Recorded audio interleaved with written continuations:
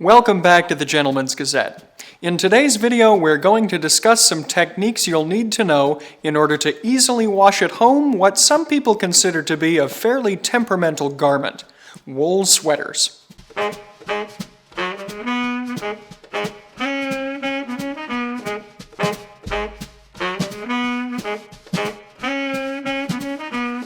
This video is part of a series we're doing on garment care. The first video in the series dealt with how to get that musty smell out of vintage clothing. You can take a look at that video here. Also, stay tuned for further parts in the series that deal with some cheap and easy laundry hacks you can use, and also, most importantly, how to get stains out of any kind of garment. The topic at hand today, then, is how to take care of your wool sweaters and other woolen garments. First of all, wool doesn't actually need to be washed very often, as the lanolin oils that are present in the wool make it naturally anti-microbial. So, as long as your wool garments are only subjected to average wear and you give them a little bit of time to air out in between wearings, you won't actually have to put them through your washing machine or hand wash them all that often. In those situations where you do think that a wash would be best, however, fight the impulse to take your wool garments to the dry cleaner. The solvents that are used in dry cleaning are eventually harsh on wool fibers and will break them down over time. Why are most people so apprehensive to wash wool at home then? Common knowledge seems to be that wool will shrink if it's exposed to water, heat, detergents, or other factors. Here, though, are two essential truths, one about washing and the other about wool. Firstly, what's actually doing most of the washing when you wash your clothing is having water pass over and between the fibers of your clothing. The detergent that you use in your washing machine is acting as a surfactant. Essentially, it's making the water more slippery so that it can more easily get between the fibers of your clothing. In other words, the water is doing the work of the washing, not the detergent.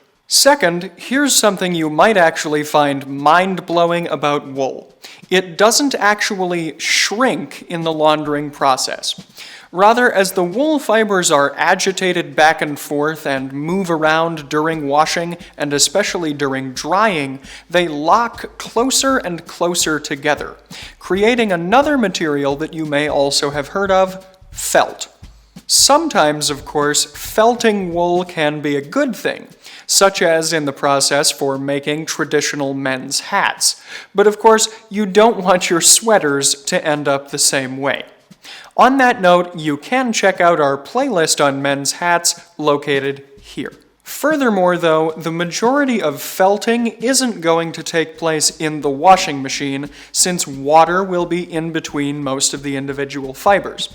Rather, where felting occurs most often is in the dryer, as the clothes are dry, hot, and being constantly agitated. So ultimately then, the primary thing to focus on whenever you're washing wool is just to prevent felting. This is true for either of the two techniques we're about to show you. With that in mind then, hand washing your wool sweaters is generally the safest method for cleaning them, so it's the method we'll go over first. To get started, add 2 capfuls of a gentle cleaning agent like wool and cashmere shampoo to a container of room temperature water. Turn the sweater you're going to wash inside out, submerge it in the water, and gently agitate it with your hands so that the cleaning agent is thoroughly worked through. Then, soak the sweater for at least 10 minutes and up to half an hour. After you've done this, you can rinse the sweater by running cool water through it, and when the water is no longer soapy, you'll know that the garment is thoroughly rinsed. Before drying the rest of the way, you can take some of the excess water out of the sweater by applying gentle pressure. Keep in mind that you should never wring out a wool sweater, as the excessive agitation is definitely going to distort the fibers and might have the potential to cause some felting. By the way, if you see any visible color in your basin of water, don't worry. The garment has just released some of the excess dye that it had put into it, and you're not going to see any visible loss of color in the garment when you wear it again. Since the full drying process is the same for both of the washing methods we're going to show you today, we'll come back to it in a minute. First, we're going to illustrate the technique necessary for how to machine wash your wool sweaters. Yes, you heard me correctly. First, turn your sweater inside out as before. Roll it up as tightly as you can. Don't bunch it, but roll it. And then put it inside of a mesh washing bag, which should also be rolled as tightly as possible and secured with a safety pin if necessary. This preparation is done with felting in mind. Simply stated, if the sweater is rolled up tightly, it's not going to move around and it's not going to come into contact with other garments' fibers or really with its own fibers to a certain extent. Therefore, the risk of felting is greatly minimized. Also, we turned it inside out because if any felting or pilling does happen to occur, it's only going to be visible on the inside of the sweater, not the outside. Putting wool items into their own mesh bags is also beneficial for your washing machine, as felt fuzz from loose wool items could clog up the machine's workings.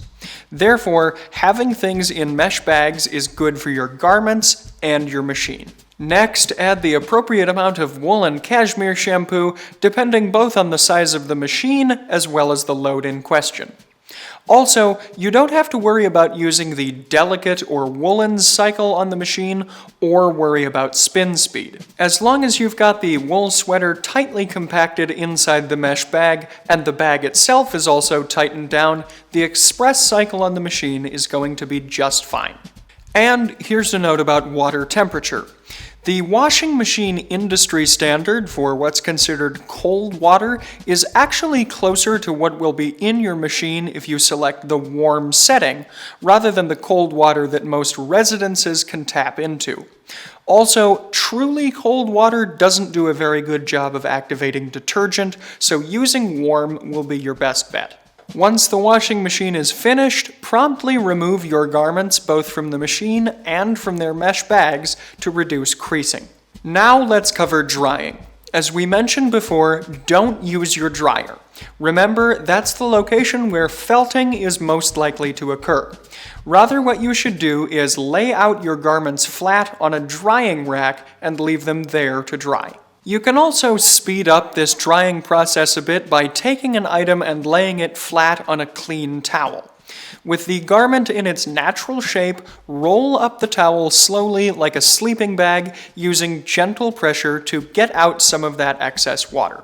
Wait a few moments, unroll the towel, and then put the garment on the rack as normal. While your sweater is on the drying rack, you can reshape or block it using gentle pressure with your hands.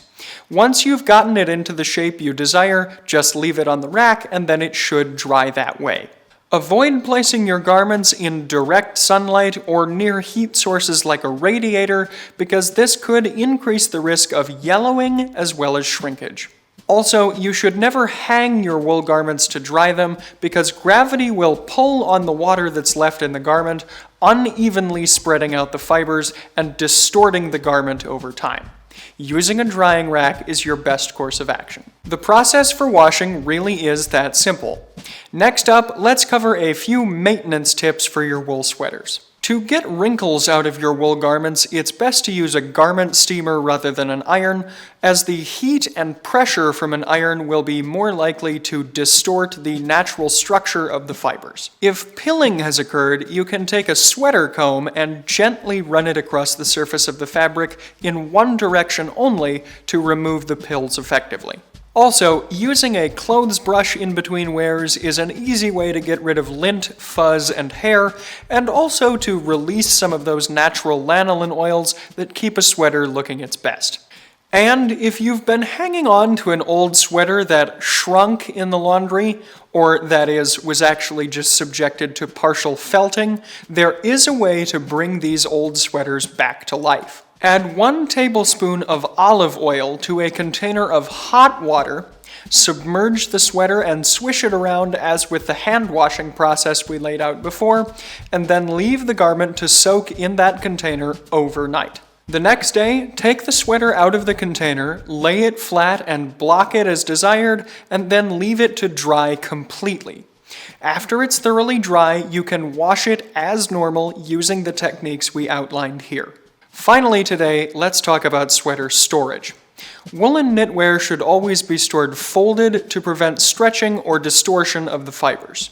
Also, wool and cashmere are susceptible to insect damage.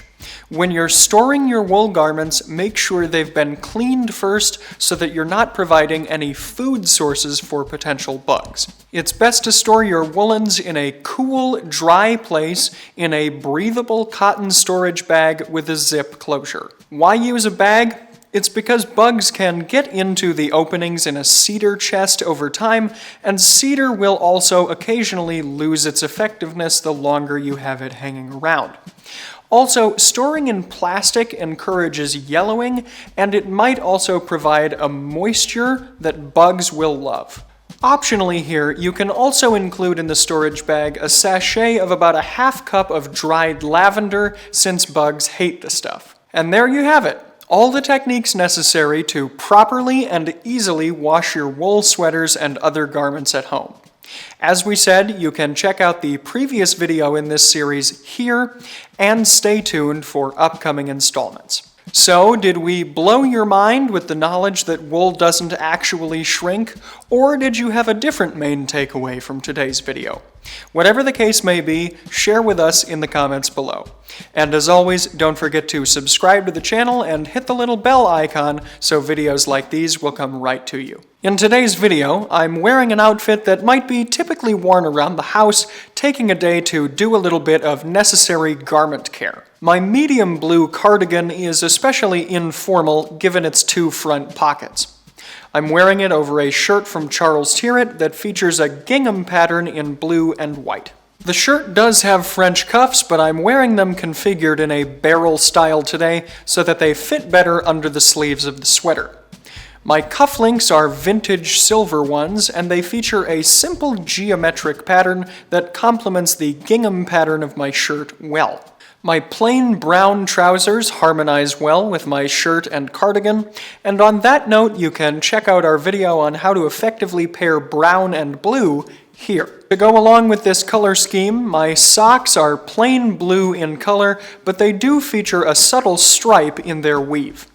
The outfit today is rounded out by my dark oxblood penny loafers, which are informal in nature and also harmonize well color-wise. I'm not really wearing very many accessories today aside from the vintage cufflinks, but if you'd like to take a look at some other types of accessories, cufflinks as well as tie pins, collar clips, boutonnieres, pocket squares, and so on, just take a look at the Fort Belvedere shop here.